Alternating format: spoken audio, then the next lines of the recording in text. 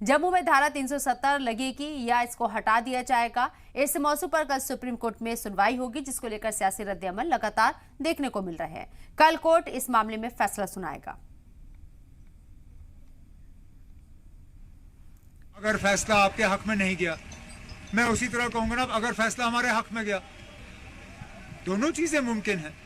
फैसला आने दीजिए, उसके बाद हम बात करेंगे ना।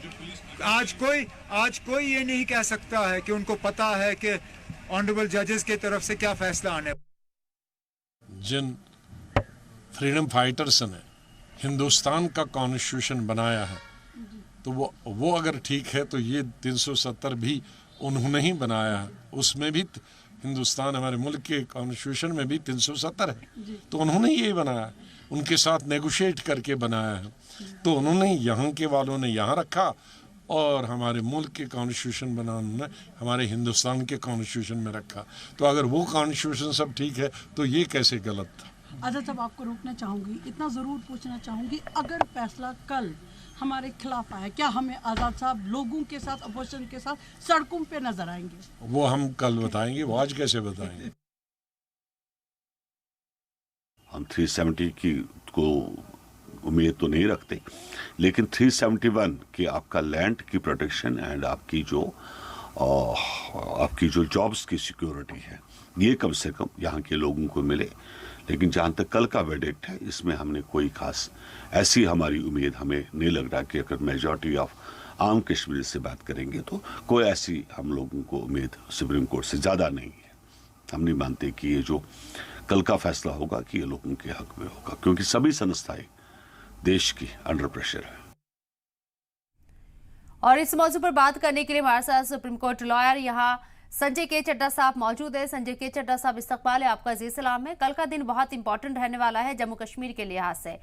8 दफा यहाँ पर आर्टिकल धारा 370 रहेगी या हटा दी जाएगी, सुप्रीम कोर्ट कल ये फैसला देने वाला है। कैसे आप देख रहे हैं और कैसे पूरे टर्म्स एंड कंडीशन को आप देख रहे हैं जो अब तक सुनवाई हुई है? देखिए शबनम जी, 2-3 बातें बड़ी अहम हैं। यहाँ पे ये जो प्रोविजन था 370 का हमारे कॉन्स्टिट्यूशन में, उसको हटाया गया है, तो उसको चैलेंज किया गया और कई सारी उसमें दरखास्त थी। एक स्टेज ऐसी भी आई थी, मैं वहां मौजूद भी था, जहां पे सुप्रीम कोर्ट के आगे जब वो बार बार वही पिटीशंस आ रही थी, तो एक बार सुप्रीम कोर्ट ने रोक दिया कि अब जितनी आ गई पिटीशंस हम उनको सुनेंगे। तकरीबन एक लार्ज नंबर ऑफ पिटीशंस को क्लब करके ये बेंच डिसाइड कर रही है। 5-6 चीजें हैं जो मैं बताना चाहूंगा, जो मेन मुद्दे कॉन्स्टिट्यूशन बेंच को डिसाइड करने हैं। पहला मुद्दा यह है कि क्या पार्लियामेंट के पास 370 को हटाने की पावर थी। सबसे अहम बात, लीगली स्पीकिंग 3-4 इश्यूज हैं इसी के अंदर, जैसे कि कॉन्स्टिट्यूशन 370 का तीसरा जो भाग है वो बड़े स्पष्ट तौर पे लिखता है कि इस प्रोविजन को अमेंड करने की, तरमीम लाने की इसकी जो पावर है वो कॉन्स्टिट्यूएंट असेंबली है जो J&K में थी। अब उस पे कई पहलू बोलते हैं कि अब क्योंकि वो कॉन्स्टिट्यूएंट असेंबली नहीं है, वो 57 या 58 के दरमियान वो खत्म हो गई थी। तो एक पहलू ये है कि भाई अब वो है नहीं, तब पार्लियामेंट ने उसको पास किया है।